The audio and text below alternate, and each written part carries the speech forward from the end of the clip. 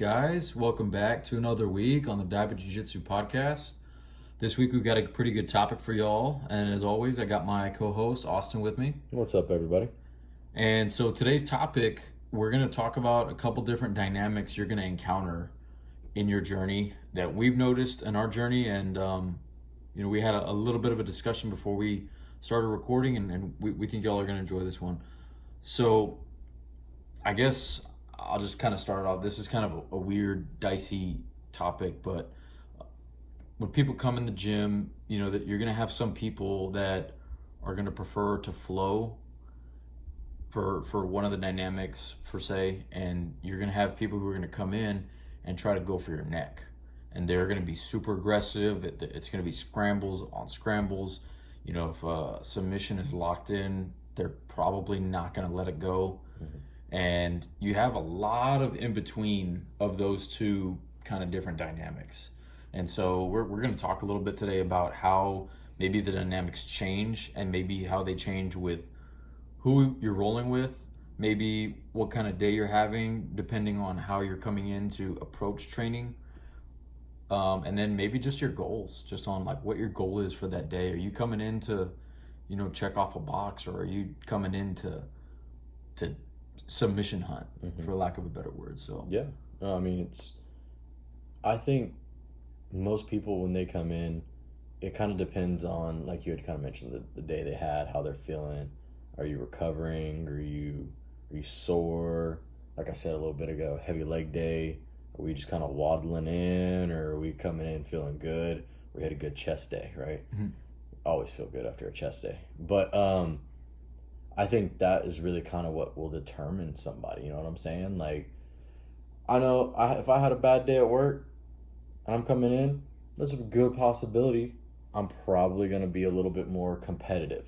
Maybe not aggressive per se, but competitive, as in like somebody. You're going to push the intensity. Yeah, and I'm going to really try and fight out of submissions. If someone's going to, we get those rolls where someone just has your number and they catch you like 2-3 times and you just get frustrated and one of those just, and kind of smack the mat and you're like, all right, let's keep going kind of days. Mm-hmm. Yeah, those would be kind of ones that I would anticipate having after maybe a rough day at work, right?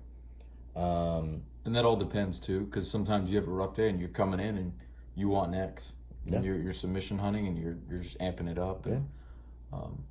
But sometimes you end up meeting those people head on, mm-hmm. who also had a bad day. Yeah, and we're gonna let some steam off is what we're gonna do. But then you also have the guys that are just there like, hey man, I was really just kind of wanting to work the technique, get a little bit of a sweat going, and I'm just kind of looking to flow. It's about 100 degrees outside, so it's about 157 in the gym. I'm just really not trying to get hurt, just trying to have a good time. So you're going to go in, you're going to get a flow. You know what to expect with that person. And I feel like there's certain dynamics with people like wanting to flow versus wanting to move and scramble. So like with scrambling, like you're not really flowing per se, but you're allowing more scrambles and being less rigid and controlling. Because there's certain control factors that if you want to pin somebody down and you really want to just stay on top, you're not going to let them out. Mm-hmm. You're going to be stuck in that position for good minute, 2-3 minutes, yeah. right, before another scramble happens. And then I've noticed there's some people that sometimes I roll with where they'll allow openings, and I feel like it's done purposely because they like the scramble aspect. Mm-hmm. And I'm starting to fall in love more with the scramble aspect, just because it makes the match fun to be a part of. And if you're not a part of it, you're on the side, it makes it fun to watch. Oh, absolutely. Absolutely. Watching somebody in closed guard for 5 mm-hmm. minutes, as much as we could pick apart some of the aspects, like it's just nothing's happening. No, it's just closed guard the whole time. It's like watching Hoist Gracie's fights from UFC 1 and 2, where he's holding people in guard for 45 minutes and then catches submission for the last 5-10 seconds. And you're like, oh, that was a great 10 seconds. But I mean, it's part of the game, right? You're gonna have the people getting caught in the guards. You're gonna have people that are gonna get in the scrambles, and everyone knows the scrambles are more fun to watch. Like, well, I think that also falls into like a risk assessment of like, can you take a risk getting caught in a bad position, knowing that like you could potentially get caught with somebody? Or are you taking a risk knowing that a scramble is going to happen and you're ready for the scramble? Yeah. Versus them just catching the escape, and now it turns into now you're scrambling back. So Yeah. I don't know if I explained that well, but I think your scrambles are gonna happen a lot too with someone's comfortability in their game, right? Like if I'm comfortable rolling with somebody and I'm comfortable knowing like, hey, me and him can go back and forth, like he doesn't have my number, I'm really not worried about him catching something. I'm gonna try something different and then end up in a scramble. right. Trying techniques that are outside your normal game, right? Mm-hmm. I think that is when you'll usually see it, and a lot of people have to do that when they turn up that intensity. So I mean, you're never going to see really a scramble when people are flowing, and if you do, then that means somebody's turned it up, and the other person's like, "Well, what's happening? Yeah. When did we start fighting?" So, and that's another thing that we didn't really talk about beforehand, but we kind of just I stumbled into it, and I think it should be brought up. Yeah, yeah. Whenever you establish with somebody like, "Hey, let's just flow," don't be the guy that decides he's gonna flow. Well, I'm not, and then Time to submission. yeah, that means he's not fighting my submissions. I'm patting my stats. Don't be that guy. That's how people get hurt.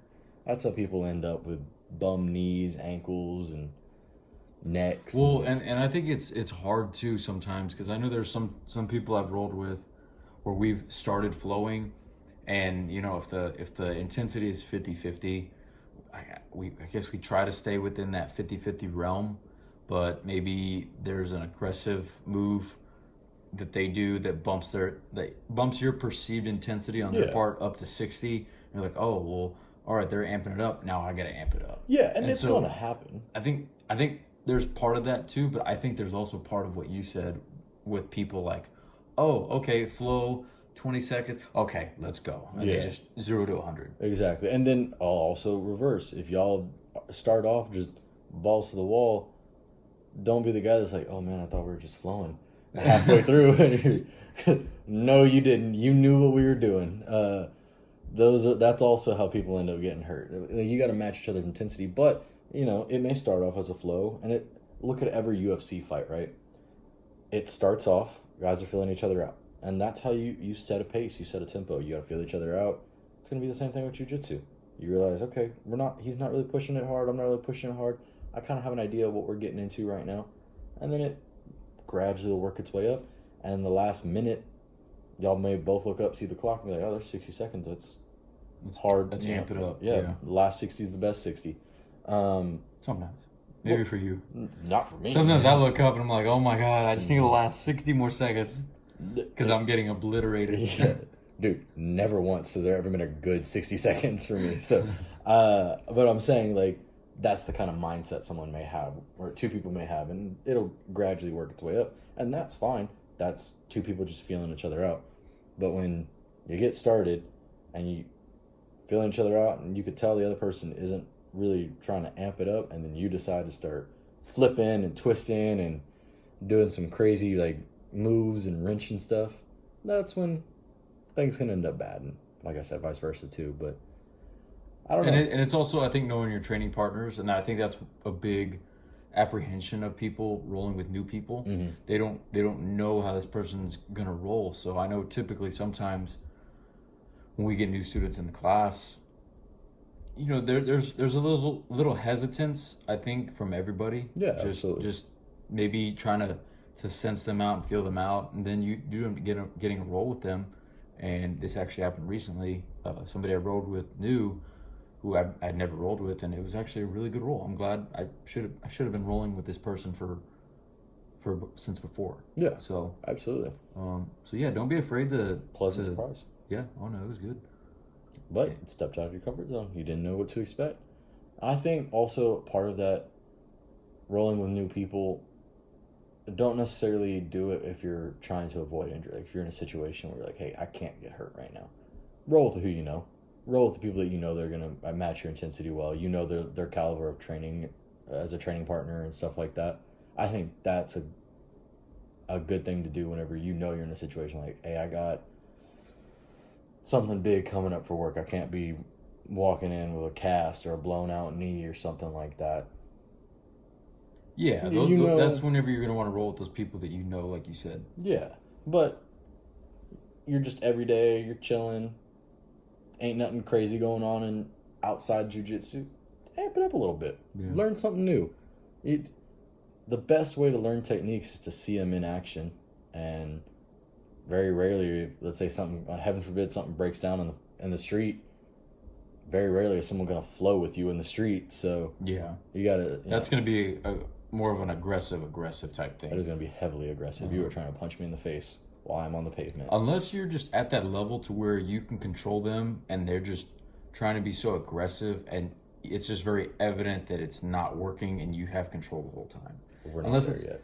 unless it's well, I've seen fights like that. Yeah. like, happen. Or somebody's smiling, just working the other dude like a marionette. Well, like I don't know if you watched that Gordon Ryan fight recently. With who? Gordon Ryan. Man, I forgot his name, and I feel bad because that's a big name guy. Really good match. I think submission. It was like a 30-minute bout, and I think the submission came like 23 or 24, 25 minutes in. Wow. It was a but the way that was happening is there wasn't a lot of scrambles. Mm-hmm. So sorry if this is a spoiler for anybody who hasn't seen it yet, but We don't even know who the other person is. So well, I watched it, so I just remember it was Gordon Ryan going against this guy. So it was a good match for somebody who can appreciate jiu-jitsu, but I think for somebody on the outside who maybe doesn't know some of that stuff, it can be considered a boring match. Okay. It was Gordon on top, dominating, smothering, wet blanket on top, anaconda, just micro movements, all and then he ended up getting the I want to say he got the finish by rear naked choke. So Gotcha.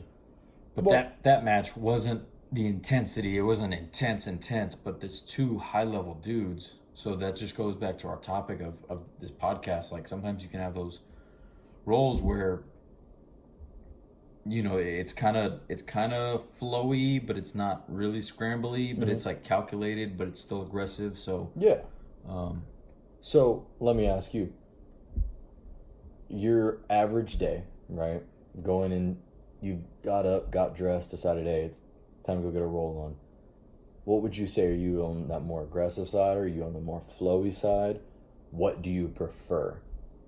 I think it definitely depends on who's there in class and who's there and who I'm rolling with.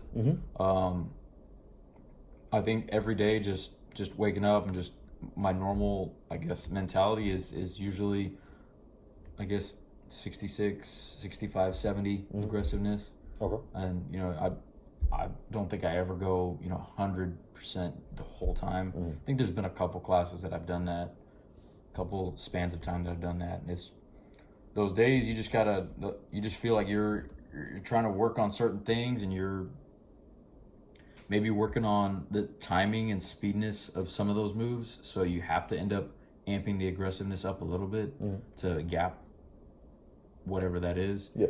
And I think normal day is just usually 60 to 70. Usually, probably around 60. That's fair enough.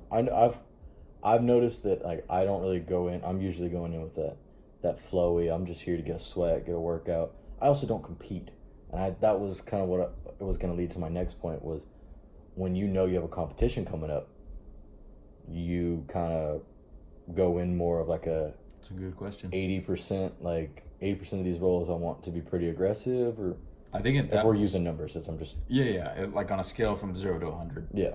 I think at that point you're probably looking at like the 85 to 90 range, honestly. Okay. Like if you're For up to how long though before the competition? Man, I would say maybe a day or two before competition, you're pushing that pace. Okay.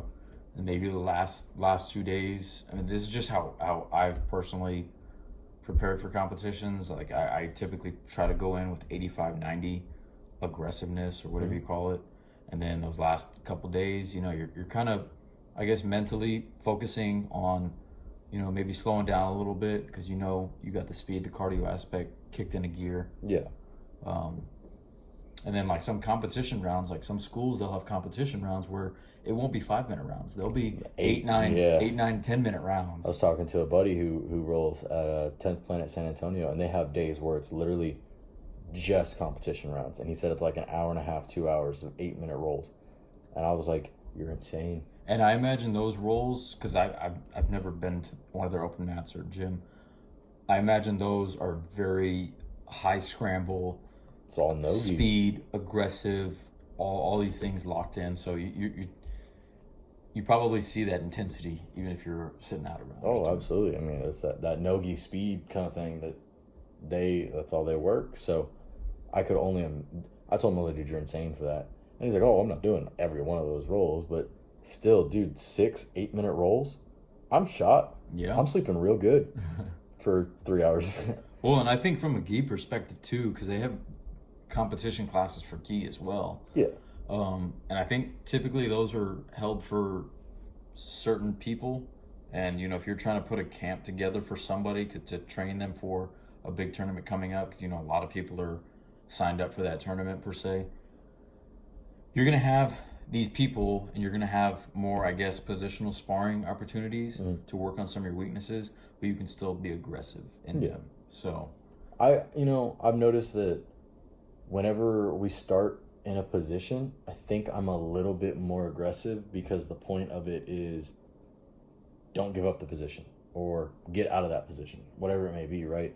So all my mind is focused on is that one thing. And I think that it kind of allows me to amp it up a little bit because I'm not worried about, this is coming next and so on and so forth. I know what he's trying to do and he knows what I'm trying to do. And now it's just who does it better. Right. So I think that allows me personally to kind of amp it up just a little bit. Now, mind you, nothing crazy. I'm not a big aggressive guy. I come in flowing, looking to sweat and get a little workout. Usually my most aggressive roll is my first roll. And then I'm tired. So. And I think I'm glad you brought that up about positional sparring, because rarely are you ever going to get positionally spar in a position like 50-50 where it's 50% options for both. If the positional sparring of that day is you getting put into my guard, right? Obviously, I'm at a slight advantage in that situation, so that might play into the factor of, okay, I have a slight advantage. Maybe I don't need to be as aggressive. Yeah. Maybe I can drop it down to 40. Now you're in a disadvantaged position. So now in your mind, it's the opposite. You're like, well, now I got to get out of this. Maybe that intensity is coming up to 60. Yeah. And now you have this different dynamic of maybe trying to get to the 50 or whatever. Yeah, absolutely. I know the other day we were doing positional, and I think it was, if I'm not mistaken, bottom half. Okay. I may be mixing this day up with something else, but I knew my job was keep him in bottom half or advance my position or something. So my goal is don't let him get out of this. So hey, my sights narrowed down and it was right there. And I felt like I did pretty well on it. Once that ended, before we did the flip, I was like, okay. I mean, don't get me wrong, he still got me right there at the end, but I was very confident leaving that one. And then we went to the bottom half, and once again, my goal was get out of this. I'm not looking for a submission. I'm not doing any of that. Get out of this position. And I ended up eventually getting out. So I left that positional sparring going, wow, okay, I'm feeling pretty confident on it. I'm feeling pretty good about it. And then we went back to the regular sparring, and I was like, okay, now I'm already kind of winded. So let's flow, let's work, let's learn. I'm really in there to learn, though. Like, when I go into class, I'm excited to learn something new. You know what they say, you learn something new every day. Jiu-Jitsu is the exact same way. I've never gone into a class and walked out of there without some kind of knowledge.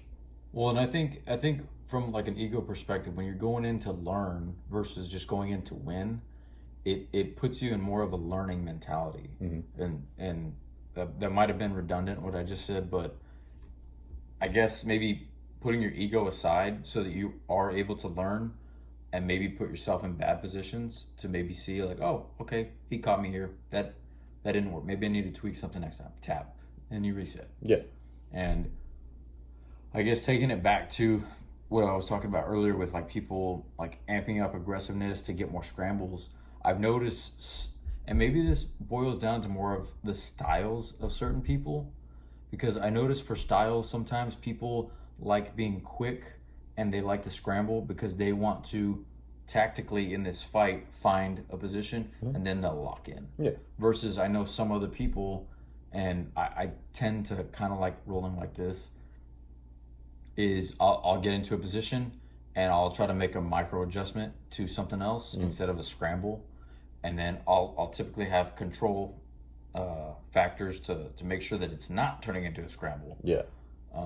And You're yeah, more- maybe that's more of a style thing. Yeah, your style you think is a little more methodical. I mean, you said you like the scrambles. You're starting to find a new love for the I'm scrambles. starting to find a new love for it. I think, But that's kind of like what Eduardo told us last week was, your game's going to change. White belt isn't... When I went back and I was listening to it again, he had made a point that I actually really liked. White belt isn't the time for you to try and learn a game. It's a time for you to learn everything. Your game will come later on. Mm-hmm. We've talked about in previous episodes, our game's going to change, and it has already, from white to blue, and then, or from 1 stripe to 2 to 3, and so forth. So maybe that's what it is you're liking the scrambles a little bit more, so your game's going from more methodical to having a little bit more of that. You've also kind of flipped the switch recently where you're seeing things a little bit better. You're a little bit more aggressive because you're seeing it. I think maybe something happened. I don't know what, but well, and just to just to piggyback on that, I think also from a perspective of rolling with somebody that I know is just wanting to get a good roll, a good work. They want it to be a scramble. They don't want it to be sitting in a position for 5 minutes. It's a mutual understanding kind of at that point sometimes with people. yeah. I can think of one person in particular. I know they don't like being in one position, so I know sometimes they will give up stuff so that we can turn it into a scramble kind of thing. And so because of that, because I know he likes to do that, I'll typically try to do the same thing too. Yeah. And it turns into this nice thing. Now, to go to the opposite side of that, from a competition perspective, and if I'm really trying to like zone in and lock in on submissions and maybe be more of that anaconda type game with somebody, yeah, I'm not looking for the scrambles. I'm probably gonna be a little bit tighter with the spaces that are there, and I'm gonna try my best to minimize the escape potential for you. So, I think we stumbled into something new there. That's what I'm saying, man. That's why we start off with like 2 or 3 talking points, and then it's like, what? Let's just see where we go and look at what happens. Yeah. I have noticed though that bigger dudes are going to be more of that methodical game, right? The lighter guys, you're going to see a lot more scrambling, and so going into a roll, I kind of know to expect. A lighter guy isn't going to sit there and just try and smash, right? He's got speed. He knows he's got the speed, so he's going to try and do it. Bigger dudes are going to use that weight, and you're going to get a lot of shoulder pressure in the face, stuff like that. That more methodical.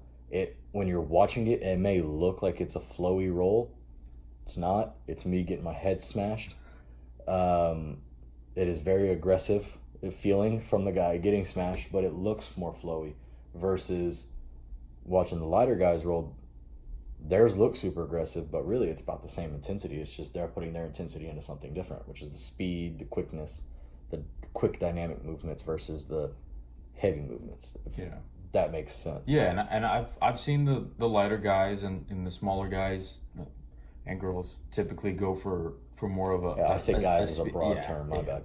No, I was just making me feel bad. But yeah, I've seen that speed aspect more from them, but I've also noticed that for bigger people, it is typically easier to find those gaps to maybe turn something into me being in a bad position to now run a scramble.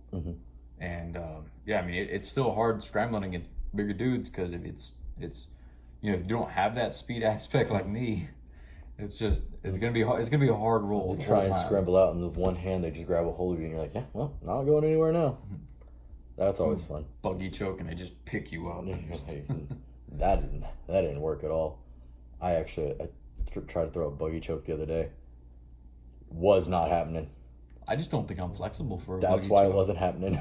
My hip cramped so hard. Did you turn onto your side? I or- don't know. No. I don't remember. This was many moons ago. I 3 days ago. I think I've tried the buggy choke in recent rolls, maybe like 4 or 5 times, and it's I need to keep finding something different to tweak because it just doesn't seem to happen. Doesn't seem like maybe not a viable option right now for me on bottom side control. But I've seen people hit it from other places too, like top side control. So on top side control, obviously, like you're gonna I'll show you. Yeah. I'll show you after we're done. Okay. Yeah. Yeah. When the video aspects popped up, I'm like, no, you're gonna show me, and then we're gonna show the camera. But We'll cut it in whenever yeah, it's put a that point. little square in the bottom corner or to something. click on, hyperlink it. Yeah. I think once we get that camera aspect though, that'd be pretty good. Yeah, and then I got the microphones coming. Thanks to some of y'all for the feedback on some of these episodes, because without that feedback, we don't know how to get better. And so if y'all are listening out there, just reach out, give us some feedback. Anything and everything is always appreciated, and we're gonna take it to heart because we want to make this better for y'all. And if y'all are out there listening, if y'all can drop a review on whatever you're listening to, if you can leave a comment, if you can leave a like, if you can subscribe, if you're just listening to it on one of the platforms, and if you can put that notification bell on so that you're getting notified when new episodes are coming out, that's really going to help us as a channel. Yeah, we're trying to work on making this as good as we can and making it better every time. Working on trying to clean up audio and adding just different aspects, bringing people on, stuff like that. I know y'all probably get tired of listening to our voices all the time, so throw a little bit of something new in there every now and then. If there's any topics that y'all would like to have some kind of input in, throw it out there. Let us know. We'll spend 20-30 minutes talking about 14-15 different topics to narrow it down to one, and then talk for 45 minutes on it. But if we have an idea of, hey, we've heard some people saying they want to hear this, they want to hear that, we are game for it. I don't think there's really a topic that we'll turn away. Honestly, just sitting here talking this is fun. We enjoy doing this. So if you guys got anything y'all want to hear, let us know. We're always game for it. But I like this. We started off with, guys, we started off with 3 bullet points. 3 bullet points. And I think we hit those 3 in the first 2 minutes. So this one, I like this one. This one opened up some doorways. So that was cool. I liked it. And as always, guys, we will see y'all next week. Y'all have a good one, guys.